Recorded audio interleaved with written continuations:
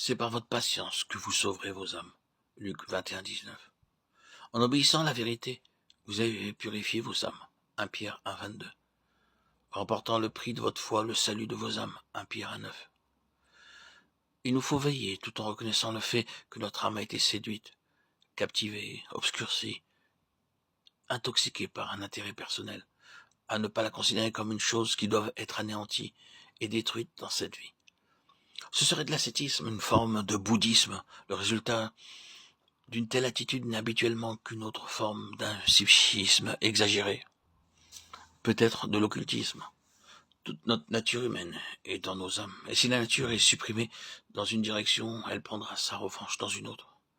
C'est précisément la cause de troubles chez beaucoup de personnes de ne pas reconnaître cela. Il y a une différence entre une vie de suppression et une vie de service. La soumission, l'obéissance et le service de Christ à l'égard du Père n'était pas une destruction de l'âme, mais une vie de repos et de joie.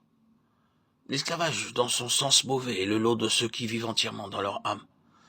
Nous avons besoin de réviser nos conceptions du service, car il est regardé de plus en plus comme une servitude et un esclavage, alors qu'il est en réalité quelque chose de divin. La spiritualité n'est pas une vie de suppression, cela est négatif. La spiritualité est positive, c'est une vie nouvelle et autre, et non pas la vieille vie qui s'efforcerait d'arriver à la maîtrise de soi.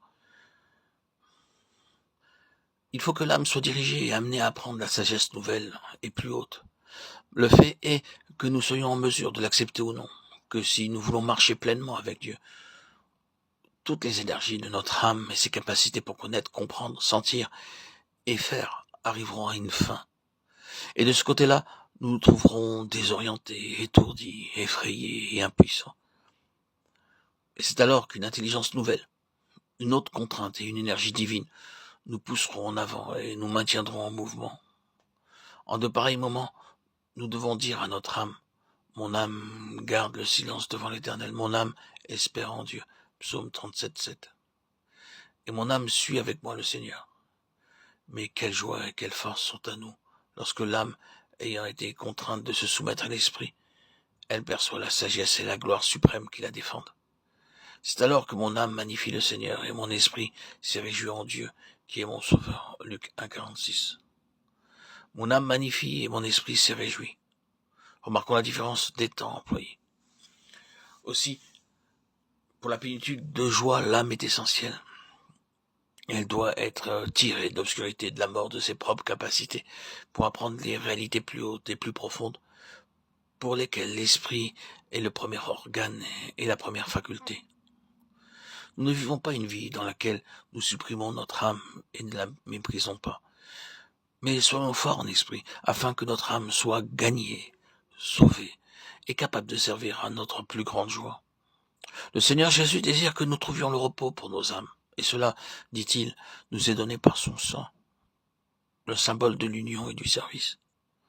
L'âme, de même que certaines personnes, trouvera sa valeur la plus grande en servant et non pas en dirigeant. Elle désire être maîtresse, mais elle est aveugle aux limitations que Dieu lui a imposées. Elle pense qu'elle peut, mais Dieu dit « tu ne peux pas ».